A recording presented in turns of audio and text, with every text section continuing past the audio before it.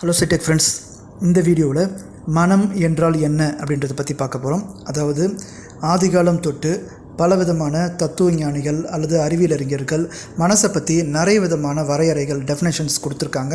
அது ஒவ்வொன்றுமே ஒவ்வொரு காலகட்டத்தில் ஏற்றுக்கொள்ளும்படியாக இருந்தாலும் கூட இன்றைக்கி கூட மனம் பற்றிய சரியான புரிதல்கள் பாமர மக்கள்கிட்டையும் ஈவன் இன்னும் படித்தவர்கள்கிட்ட கூட அதை பற்றி சரியான புரிதல்கள் இல்லை.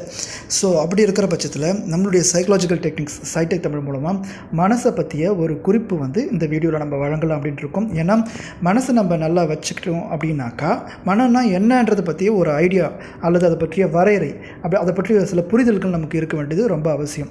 இப்போ நான் பைக் ஓட்டணும் அப்படின்னாக்கா முதல்ல நான் பைக்கை புரிஞ்சுக்கணும். நான் ஃப்ளைட் ஓட்டணுன்னா ஃப்ளைட்டை நான் புரிஞ்சுக்கணும். ஸோ அது மாதிரி எதை நான் மேனேஜ் பண்ணணுமோ, எதை நான் கையகப்படுத்தணுமோ, அல்லது எதை நான் என்னுடைய கண்ட்ரோலில் நான் வச்சுக்கணுமோ அதை பற்றி புரிஞ்சிக்க வேண்டியது ரொம்ப முக்கியம். சரிங்களா? ஸோ நான் ராஜ்குமார், உளவியல் சிகிச்சையாளர், சைக்கலாஜிக்கல் டெக்னிக்ஸ் சைடெக் தமிழ் மூலமாக இந்த வீடியோவில் நம்ம பார்க்க போகிறது மனம் என்றால் என்ன அப்படின்றத பற்றி பார்க்க போகிறோம்.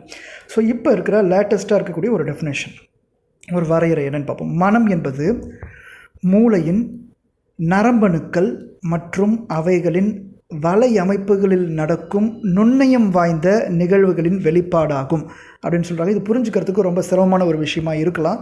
அதாவது நிறைய பேர் என்னென்னா மனசை இன்றைக்கு வரைக்கும் கூட ஹார்ட்டுன்னு தான் நினச்சிட்ருக்காங்க. என் மனசை தொட்டு சொல்கிறேன் அப்படின்னு சொல்லிட்டு நெஞ்சில் கை வைக்கிறாங்க. இதயத்தை தான் மனசுன்னு நம்பிகிட்ருக்கிற உலகம் இன்றைக்கும் நிறைய பேர் நம்பிகிட்ருக்காங்க. ஆனால் உண்மையில் மனம் என்பது இதயம் அல்ல. இப்போ மனசுன்றது எங்கே இருக்குது? மனசுன்றது மூளையில் இருக்கா அப்படின்னு கேட்டாக்கா அது மூளையிலையும் இல்லை. ஆனால் அது மூளையால் இயக்கப்படுகிறது அப்படின்றதான் உண்மை. மனம் என்பது மூளையின் நரம்பணுக்கள் மற்றும் அவைகளின் வலையமைப்புகளில் நடக்கும் நுண்ணியம் வாய்ந்த ஒரு நிகழ்வு. அதுலேருந்து வர நிகழ்வு, அந்த நிகழ்வுகள்லேருந்து வெளிப்படக்கூடிய ஒரு வெளிப்பாடு. இதுதான் நம்ம என்ன சொல்கிறோம், மனசுன்னு சொல்கிறோம்.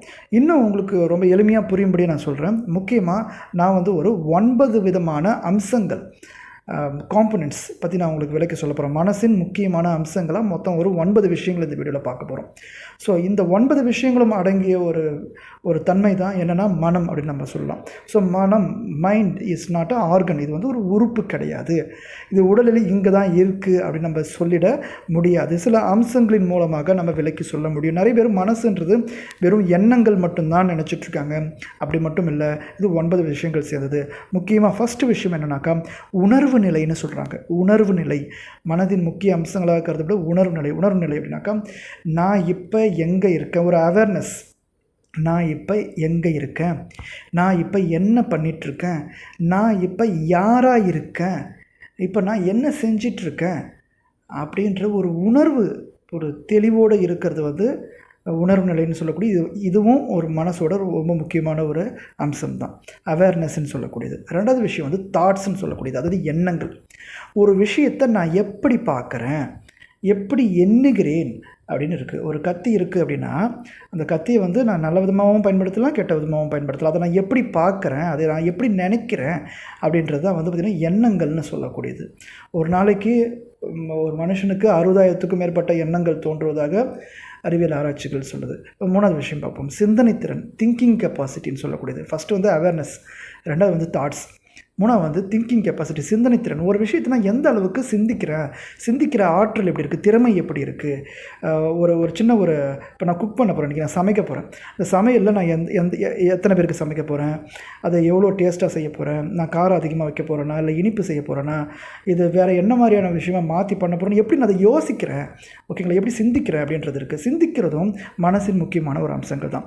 அடுத்து சொல்லப்படுது என்னென்னா புலன் உணர்வுன்னு சொல்லக்கூடியது. நமக்கு 5 புலன்கள் இருக்குது, மெய், வாய், கண், மூக்கு, செவின்னு சொல்லக்கூடியது. ஸோ இந்த 5 புலன்கள் வழியாக உணரக்கூடிய உணர்வு இருக்கு இல்லையா, நாக்கால் டேஸ்ட் பண்ணுறோம், கண்ணால் பார்க்குறோம், காதால் கேட்குறோம், உடம்பால் உணர்றோம், மூக்கால் நுகர்றோம், டேஸ்ட் அறிகிறோம், ஸ்மெல் அறிகிறோம். ஸோ இந்த விஷயங்களும் மனசு தான். இந்த புலனுணர்வுகளும் மனதால் தான் இயக்கப்படுது. மனதின் ஒரு முக்கியமான அம்சங்கள் தான் சொல்கிறது. அடுத்து நினைவாற்றல்னு சொல்லக்கூடியது மெமரி, உங்களுடைய ஞாபக சக்தி. சரிங்களா? ஸோ இந்த நினைவாற்றல் இருக்கு இல்லையா, சின்ன வயசில் என்ன நடந்துச்சு, நேற்று என்ன நடந்துச்சு, காலைல என்ன சாப்பிட்டோம், நம்ம ஒரு அனுபவத்தை கற்றுக்குறோன்னா அவங்ககிட்ட எப்படி நடந்துக்கணும், இவங்ககிட்ட எப்படி நடந்துக்கணும், ஏன்னா அது நினைவாற்றல் நடக்குது. ஞாபக சக்தி, இந்த ஞாபக சக்தின்றதும் மனசுடைய ஒரு அம்சமாக தான் கருதப்படுது. அடுத்து சொல்ல போனாக்கா அறிவாற்றல்னு சொல்லக்கூடியது நம்முடைய இன்டெலிஜென்ஸ்ன்னு சொல்லப்படுது. ஸோ ஒவ்வொருத்தருக்கும் ஒவ்வொரு விதமான அறிவாற்றல் இருக்குது.